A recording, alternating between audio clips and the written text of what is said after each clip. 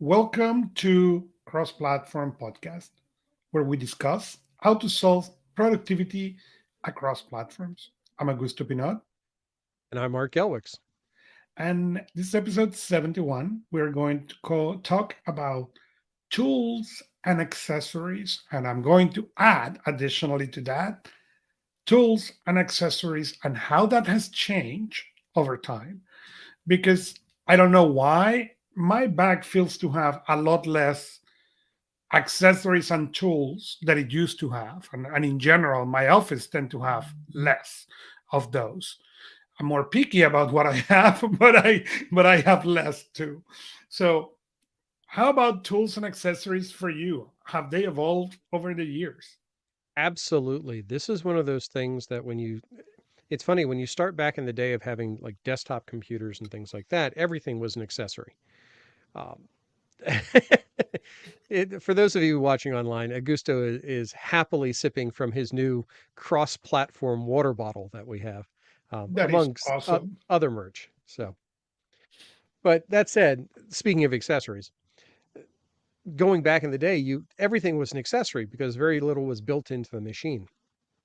So you could sort of customize right away. Well, now as you get into more devices that are all unit, a laptop, Chromebook, something like that, a lot of the functionality is already built in. A lot of the features are already built in. So you have to decide, do I want to add stuff to it? And I will always make the argument that a good accessory can significantly improve your productivity and a bad one can significantly hinder it, Mhm. and giving yourself the opportunity to pick and choose the right accessories for you can make all the difference in the world. I don't know that we necessarily give ourselves the latitude to say, what is a good mouse going to do to help me? What is a good monitor going to do to help me? But we should.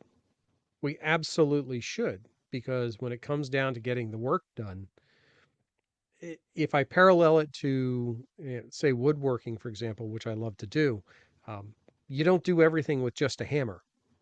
You have specific tools to do specific jobs. You get things to make those tools work better. And the same thing we're talking about here.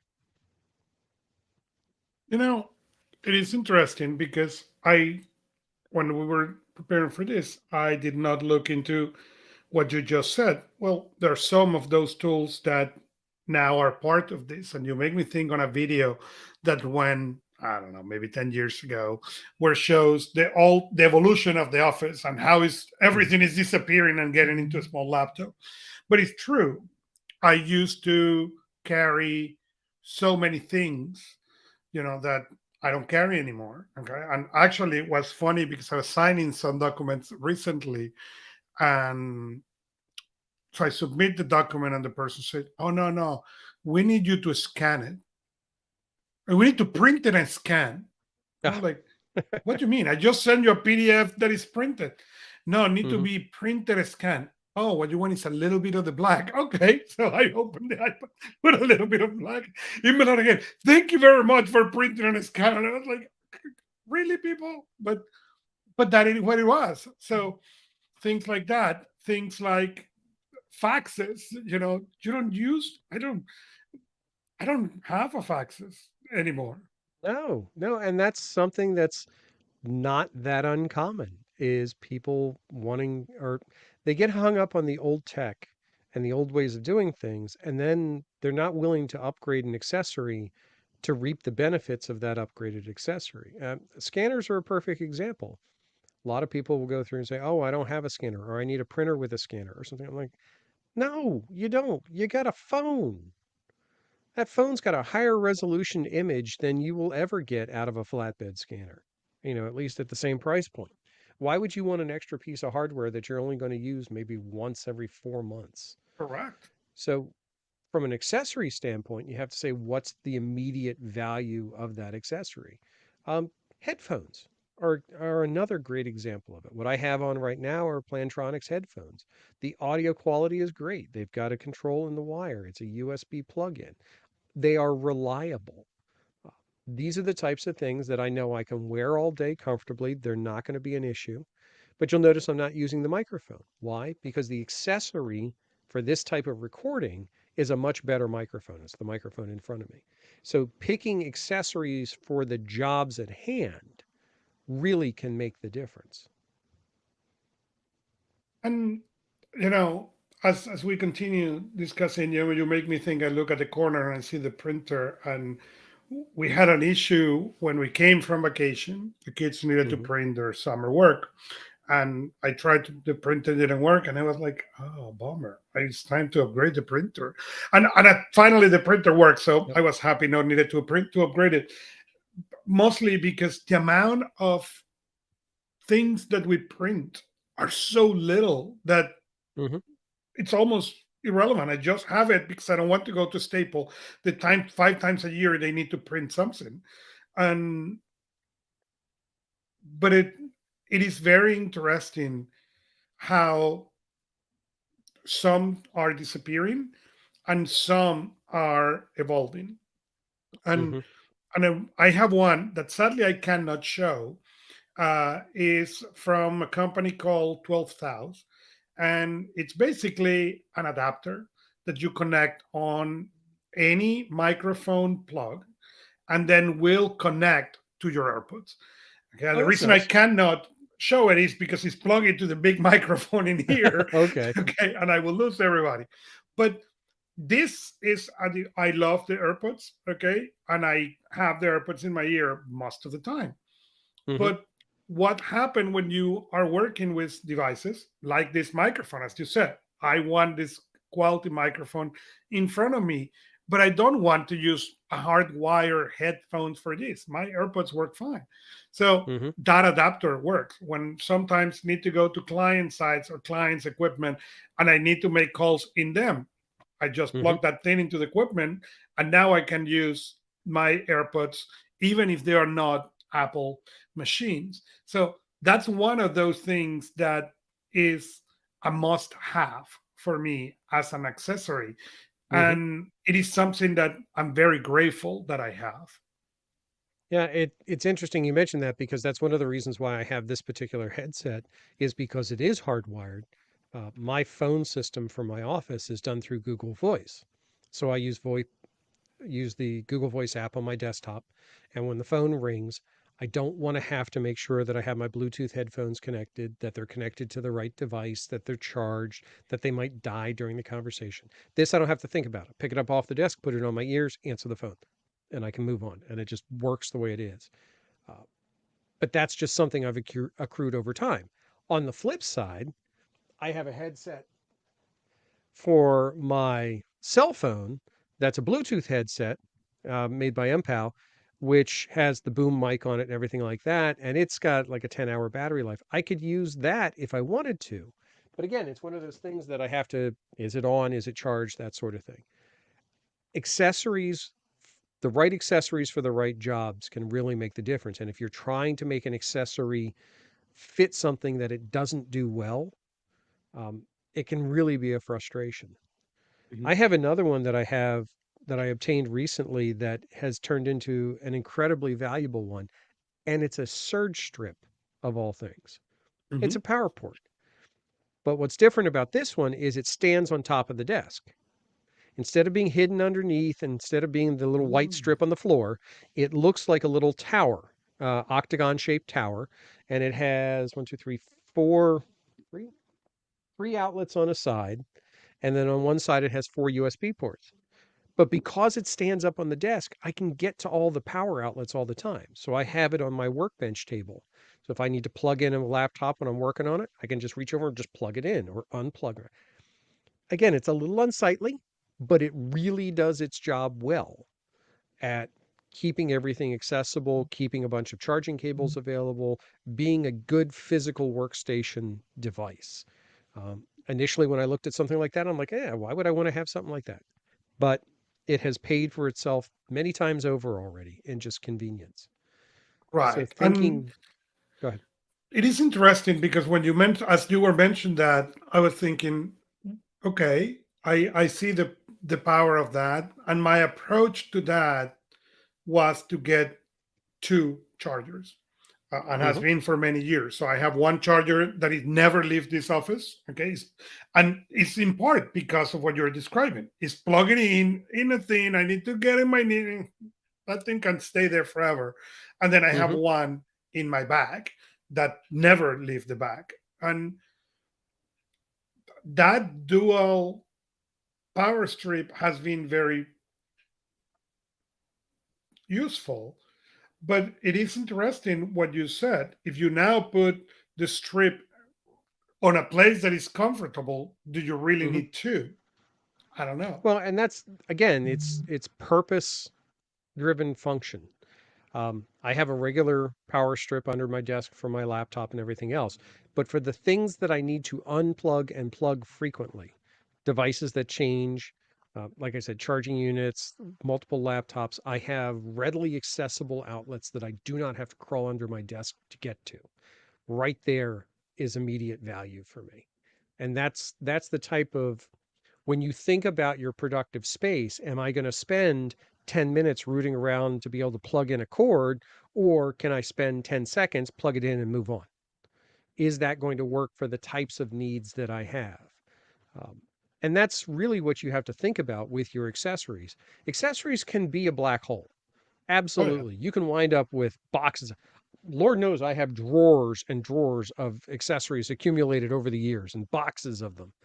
Uh, Sometimes I'll go back and revisit one. I'll pull one out and say, oh, maybe I can make this work. Maybe almost 95% of the time without fail, if I got it out of a drawer and said, can I use it again?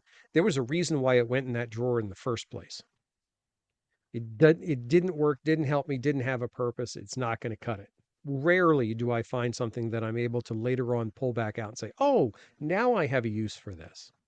So you have to think carefully about that. And it is that spend can accumulate quickly. You know, those $20 accessories, when you get 5 of them, you've dropped $100. Now it's a right. whole different conversation. So, but that And said, but you see, it is interesting that you said about the box, and I'm very careful into what I keep, and so I look at accessories in three ways. The accessory that I bought and I made a mistake. Okay, those mhm, I get rid of them as fast as I can, donate them, sell them, return them, whatever, give it to somebody. Okay, doesn't matter. mhm, Those I'm clear. Then are the ones that I use, and whatever my lifestyle change or the need for that thing change. Okay, and that's where the problem comes into those is, okay, should I keep or should I let it go? And my mhm, criteria is on the cost. If it's a okay, $50 or less, let them go. Okay. Why? Because the problem is the moment you're going to need to use it again, $50 is not a big amount on accessories, but the technology will do leaps and bounds. And you and yes, I were talking privately about this because when we went into vacation, I took my boats. Do I use mhm, my boats these days? Barely, for not to say anything. And but I took it with me with this romantic idea. Oh, I'm going to sit on the side of the pool while the kids play, mhm, and instead of listening to the shouts, I will put these things, block the noise, and be happy. And I did. And the iPod sounds way better. yeah, yep, Given, okay, I think my Bose probably are 2005 or 2006. So it's mhm, 18 years of technology evolution. And the oh only yeah, reason I never got rid of them because they were significantly expensive when I bought them. But now, after this experience, I'm looking at them and saying, okay, and now what I'm going to do with them? Because I have upgraded mhm, them. I have put new pads. I even had a Bluetooth connector, so I don't have the wire. And okay, it's like, I mean, they sound okay, but they are not by any no, means no. now the sound of the iPod. And that's again one of the things you're absolutely right is something to take into consideration is the evolution of accessories. As any technology, they will be outpaced and outstripped by updates. Um, I don't have the other one sitting nearby, but I have a good example sitting on my desk. I was trying to find a use for this guy. I found him in a box. This is a trackball, a thumb trackball. Now, I had a trackball for a long time. Matter of fact, I still have it here. It's a wired trackball that you control with your index fingers, and I've always loved it, but it's never been quite good enough because it was before we had scroll wheels on mice. Mhm. So now if you use the scroll wheel to zoom in and out on things, or it's the third click, that Right. trackball won't do that. It doesn't have that feature. This one supposedly will do it, but it's offset. It's slightly different and it's not as productive for me. And that's where I think accessories really start to struggle is they can have this razor fine line between really, really being good and being sort of good. And it's the sort of good ones that I think wind up being more problematic than they are productive because you're always kind of tinkering or trying to make Right. allowances for those particular items. So so that said, looking at your accessories that you have around you, what would be the one that you would not do without? If somebody were to come in and say, I'm going to take one of your accessories, what would be the one that you tell them, nope, you can't take that one? The without any doubts will be the AirPods. Actually, funny enough, I had today. I've been having the last couple of days issues with one. I have two Hmm. AirPods, and I was having issues with one of them, and I reset them today. Set them up again. And as I was driving to do some errands, I thought, well, hold on. If these things are starting to give you issues, get the new ones. You use these headsets too many hours to have a faulty Hmm. one. And that's something that I remind my clients and I like to remind myself. Yes, there are things that are frivolous. Okay, if you told me right now, oh, buy a printer, how many Hmm. pages I print?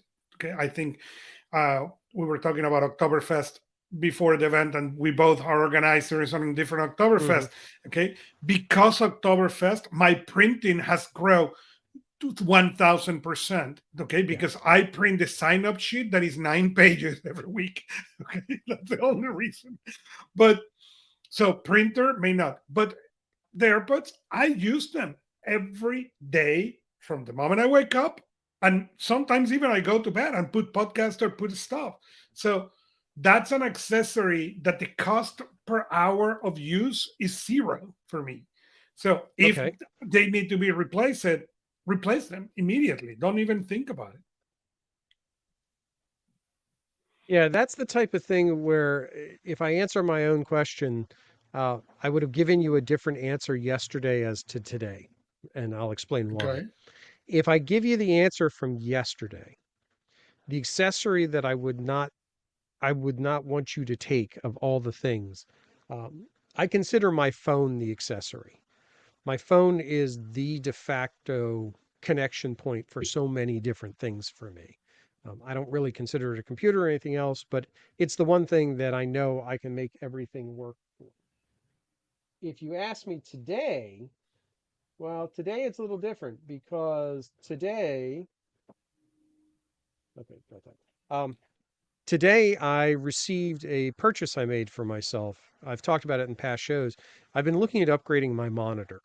I have a very nice display on my laptop, but I had a secondary display and I wanted to upgrade that secondary display. It was an older one, it actually had a bad pixel in it, any number of things. So I upgraded to a 32-inch 4K display. And if you've listened to previous shows, you know I've talked about getting an ultra wide monitor. Mm-hmm. Well, this is one of those good examples of looking and trying an accessory before completely investing yourself in it. I went and I looked at one of the ultra wides in person and I realized it was too wide and too short for me to feel comfortable with it. It just wasn't going to feel right. So then I said, okay, what's the objective of this thing? What is my goal aside from a better picture? And my goal is to basically be able to have the equivalent of two monitors in one. I want to be able to work on two things side by side. Well, by getting a 4K display, something that's 38, it's like 3810 by whatever, um, I could literally put two windows side by side on one monitor.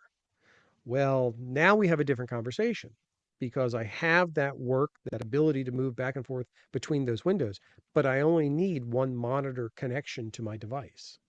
And that's one of the things you have to think about with your accessories is an accessory may provide a great deal of functionality to you, but does your existing platform support the integration of that accessory? To get this same effect otherwise, I would need to add two monitors.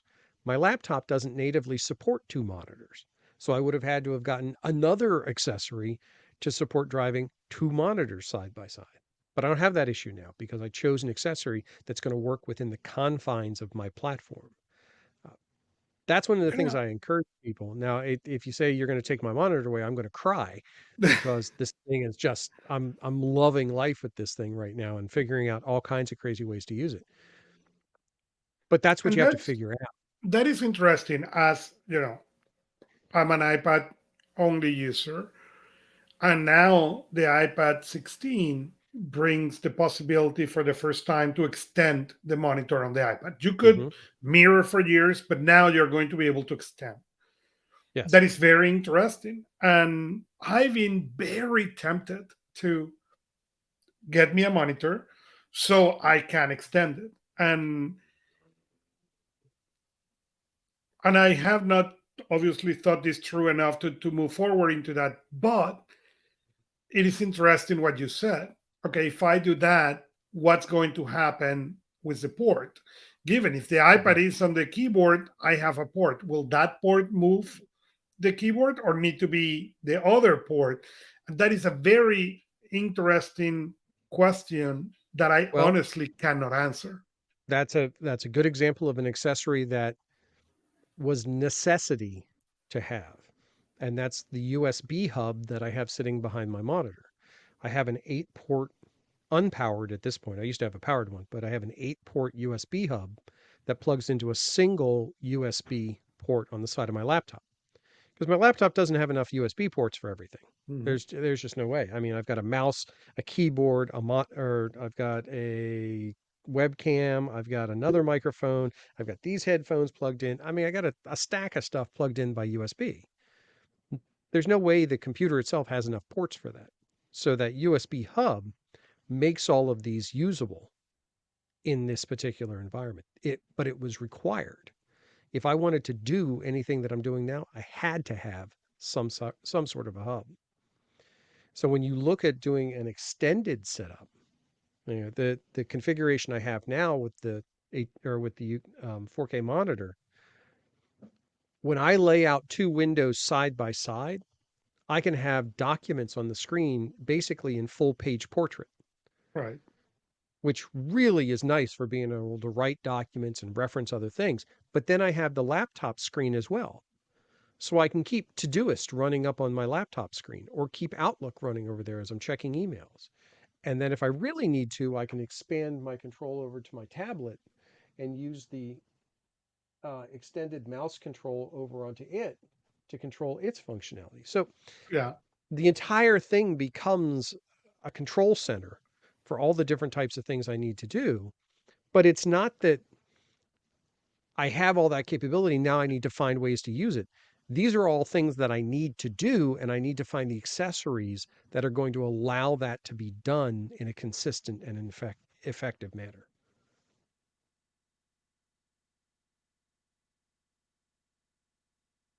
That's So, again, you're making me think about it because of the accessories and and what and what I have. And again, mhm, this is the reason some of these discussions are. This is where I believe we bring some value. mhm, It's not the accessories we have or not have. Is these considerations and remind people that these considerations need to be done before you go into the accessory and get the next accessories and everything else.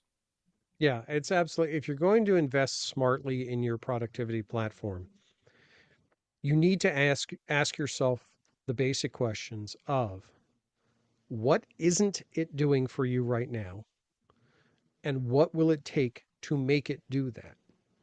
And sometimes you have to ask yourself some very pointed questions. And I'll talk about the monitor again.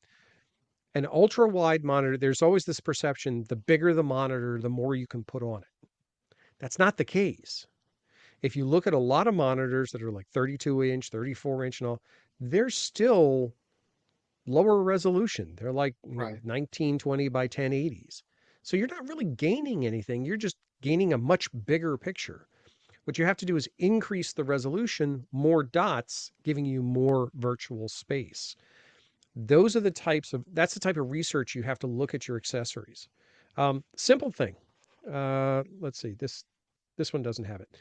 Simple thing though. Most mice nowadays will have a button on the mouse that allows you to control the dots per inch of the mouse.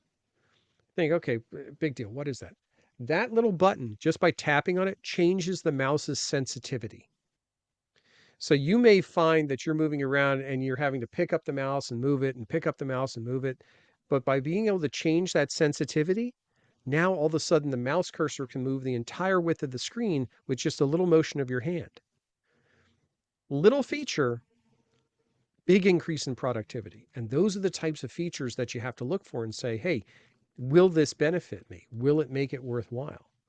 Well, I absolutely think that taking the time to try things like that, giving it a test, and honestly, not being afraid to send something back if it's not going to do the job for you, it is a worthwhile expenditure in your environment. But don't replace something just because there's something newer. I mean, replace things when they have outlived their life or they're not functioning as well, or you clearly have an alternative that's going to improve your functionality. Here's a little thing. I don't know if it's so much on the iOS side, but on the PC side, my keyboard that I have is it's not a fancy keyboard. It's a relatively low-end keyboard that I got off Amazon, but it has function keys across the top, and those function keys also have other functions. So if I hold down the function key for the function keys, um, I can open a new window or a new web browser just Right. with one key hit. I can change the volume. I want to know how many people actually use those keys on their keyboard. I bet you a lot don't. Very I few. bet you a lot, and that was has been my issue with the mouse for years. I don't remember when. I some At some point, maybe 2000, 2005, I don't know, that Hmm. period, I begin learning the power of the shortcuts. And Hmm. then I really focus into learning how to use that. So mouse, when people said mouse, I use mouse so little, and with the touchscreen on the iPad even less, Hmm. that I don't know when is the last mouse that I have owned. Hmm. And even I have joked that the moment that Apple release a MacBook that will have touchscreen, I will upgrade mine just so I don't need to use the mouse ever again. But that That's said, that's an interesting thing. Let me ask you to follow up on that a little bit. Because the one place I've always struggled with touchscreens is in a laptop configuration. Because I've never found them to be balanced well enough so that when I poke the screen, it doesn't want to fall over. Do you think that's different in that environment? Because I know you've used like the bridge keyboard and those mhm, which move that touch screen to a closer proximity. Um, but yeah, like if I think about my Lenovo Chromebook that has a touch screen on it, it works fine, but it also has a stand behind the screen to keep you from knocking it over. So I wonder, is that something that it's just how you use the touch screen or I think it's how I use the touchscreen because okay. as you are saying, I'm thinking, did I'm having that issue? Not really. Even when I use the iPad in the couch and all that. So and my main machine being the iPad Mini in that bridge keyboard, it doesn't work perfectly because I love the iPad Mini factor, and I have shared why. So, but I don't like the 7-inch keyboard. Okay, I have fat fingers, so I need something larger. So I got an 11-inch uh, keyboard for Okay. my iPad Mini. That's and I got a bridge. The second thing is I love landscape more than portrait. Has always done it. So I love the fact that I can work in the iPad Mini on portrait instead of landscape. Um, Okay. so that make but that make this keyboard work very well. And even that it's not the iPad is not technically magnetically attached, so you can knock it off. It doesn't happen that often to to bother me. I may be more gentle than you when I do touchscreens. The only thing I can think. Yeah, well, I poke. I tend to poke kind of hard. My other thing too is, and this is just a crazy touchscreen thing. I hate screen smudges. Screen smudges drive me absolutely Oh, bonkers. That's the reason why my tablet has a matte screen protector on it. The monitor has a matte screen. Unfortunately, my laptop does not have a matte screen, but then again, I don't touch the laptop screen, so it seems to manage okay. yeah, But yeah, screen smudges drive I me clean my bonkers. screens more often than I care to admit. So Same when with we the think, glasses. Same with yeah, the yes. that's and I'm sure you've run into this where you go to clean the laptop screen and then all of a sudden realize it's on your glasses and vice versa. So I the smudge may or may detector not. hunting. I'm not going to recognize that, or I may Oh, have come cleaned every on. screen and say, "Oh, I We've go all done it. We've all done it. I go through these little things more than because I have You've them talked about everywhere. those in the past, the screen cleaners. Yeah. I have the screen cleaners and I use it to clean everything, glasses, people, everything, and they are fantastic and allow me to have them always. If I am at the office, I just use a regular spray and cloth, but I love to have those because then I always have one. And on the go, that's much more convenient than this. Hmm. Yeah, there's definitely some and honestly, those are accessories that we don't even think about Mhm. identifying. Here's a crazy one.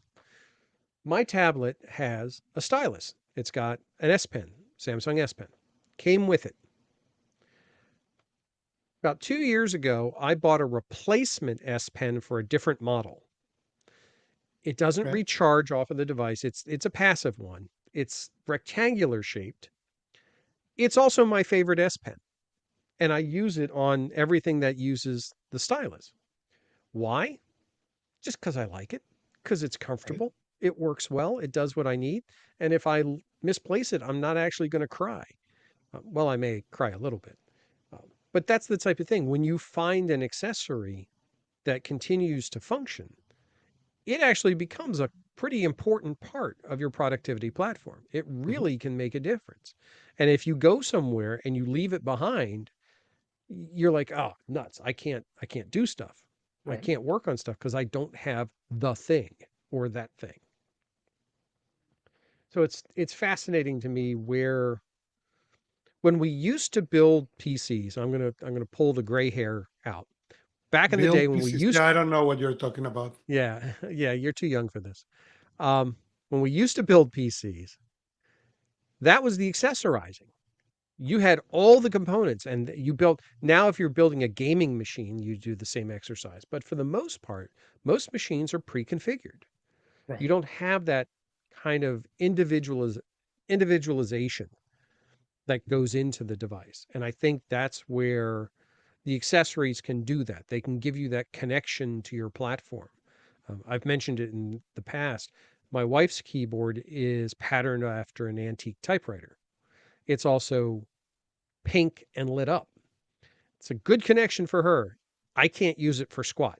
It's just, I can't type on it. It's a mess. It's worse than some of the other keyboards I've ever had. I know a lot of people who use the heavy mechanical keyboards and they love the clicky clacky. I'm sorry, I do podcast recordings. I can't have clicky clacky. Right. But I also don't like that type of type board. I like a short throw style. So that to me is an accessory that fits the way I work. And taking the time to learn that tool and be comfortable with that decision that I like that type of accessory means I'm not going And to go out and buy a clicky clacky one. I may right, play with it, but I'm not going and to. I'm going to quote, and there was I don't know, maybe be 10 or 20 years interview with David Allen and Eric Mack, where Eric Mack was the CTO of the David Allen company at that time, Hmm. and he was saying how one of the things that he was impressed always with David Allen was not how fast he could buy technology, but how fast he could read of it. And Yeah, that's a big thing. that's something that I remember when I hear that, I say, oh, remember that. And I recently got rid of the Kindle. Okay. And for the people who had listened, what do you mean you get rid of the Kindle? Well, I bought a device called the Books, Boox, and the Nova Air is the model. And it Hmm. is an Android tablet. Okay. But what give me is ink or e-ink. Okay, give me the Kindle app, but it allows me to also look things that my Kindle did not allow me on e-ink. Yes, I Hmm. can buy the Kindle Fire and then have a tablet, but I wanted e-ink. I like, when I get to bed and I'm going to read for an hour or so, I don't want to do it in the color. Otherwise, I use my iPad. Hmm. So and I like to have this device that doesn't beep and doesn't give me notifications and doesn't give me anything. So I upgraded to this device and I really like it because it is Hmm. basically a powerful Kindle. That's what it is. Yeah. So, but it's important to understand that part with the accessories, with the keyboards. You mentioned something with the keyboards. I buy this brand called Bridge, Hmm. Brydge. Are they cheap? No. Why? Because their keyboards work as good as they work the MacBook or the iPad keyboard. Now, I Hmm. don't feel when I jump into that keyboard, it remind me to the early SAG keyboards, Hmm. CAGG, because they have gone, Oh yeah. they lost that. But the original SAG, I'm talking Oh yeah. sadly 10 years ago, 20 years ago, 15 years ago, okay, they were incredible. And that's important. If you need to return until you find what is those elements that make the difference on the accessory. And when you find them, I I'm a big proponent of write it down. We have talked here on the show about my technology card. My technology card says Hmm. why the bridge when I was looking for the keyboard. Okay. And I was like, oh, well, okay, it's $120. I don't know. And I went to the technology card and say, oh, this is the reason I bought the bridge. Okay, fine. Let me buy it. And I didn't test 27 of them. I went directly to the bridge. And there are Hmm. certain brands that are on the bottom of that technology card to remind me that are brands and that I should buy for and why. Bridge is one of those. Hmm. 12,000 is one of those. Anything I have bought over the years from 12,000 is something that I have come to love and never want to get rid of. Hmm. So there are brands that their quality of their products is very, very high. I don't remember the brand of um, the silicon bands for my phone. Hmm. But same thing, it is on that list because I will not remember. Okay, they are cheaper than they're probably half of the cost what the Apple ones are. Okay, but there are more options and they are fantastic. So Yeah. I I'm a big proponent of don't think again all the process. Write it down. For years, and it's fine if the brands fell out of your grace. Great, write down Hmm. why, so that way the next time you're going to buy the accessory, you don't go back to say, "Oh, but I used to buy this brand, and now I'm Yep. buying this other." Why? Put the note. Stop buying this brand because the last three products were terrible. Good. Then Yeah. now And you that remember that. happens. Say, oh yeah, should I buy it or not? That happens with some brands. They either get better or they get worse. Not or they often get do they worse. stay the same all the time. Yeah. And you'll see technology cycles with companies and brands too, where they bring out a particular product that just knocks the ball out of the park, and then they'll bring out things like it that just don't cut the mustard. And it's important to do your research. It's important to do the Right. digging and look at the reviews and get, a good read on the device and say, okay, is this in the neighborhood of what I want to be able to do? Mhm. And then work your way up from there. So, yeah, accessories, they're a thing. They are. They are a thing, and as you said, it enhance and make the use of the machine better. Maybe.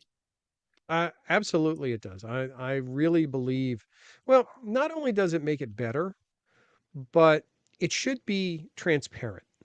And this is Mhm. where I think we can kind of bring this to a close, is you need devices, you need accessories that don't get in the way. Right. They shouldn't become an obvious part of the process. They should be just an inherent one. And the one I'll call out, everybody's seen it, the Bic Crystal pen.